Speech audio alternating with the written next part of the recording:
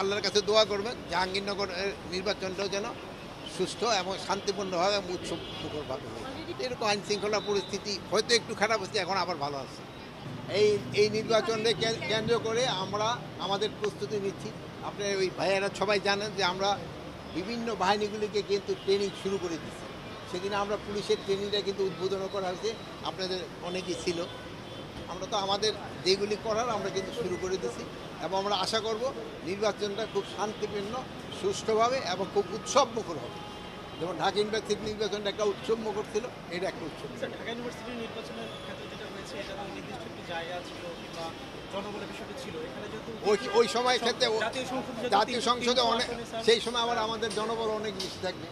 এখানে তো আর আমরা বাড়াতেই কোনো জনবল আনিনি, এটা ঢাকার জনবল দা করা হয়েছে। সেই জন্য আমাকে বিভিন্ন জায়গায় জনবল আছে, তাদের দা করা হবে। প্লাস সেনাবাহিনী তো আমরা এখানে কোনো নেই, সেসব প্রায় 80,000 সেনাবাহিনী থাকবে। তারপরে আপনার নৌবাহিনী থাকবে, আপনার এয়ারফোর্স থাকবে, বিমান বাহিনী থাকবে, তারপরে আপনার সেই সময় বিজিবি থাকবে, র্যাব থাকবে, আনসার থাকবে, আর আমার পুলিশ বাহিনী তো থাকবে। এইটা ব্যাপারে শোনেন, এইটা ব্যাপারে অনেকে অনেক প্রশ্ন করছে, ওটার উত্তর তো বহুবার দেওয়া হয়েছে। এখন আপনারা আল্লাহর কাছে দোয়া করবেন জাহাঙ্গীরনগর নির্বাচনটাও যেন সুষ্ঠু এবং শান্তিপূর্ণভাবে এবং উৎসবমুখরভাবে হয়।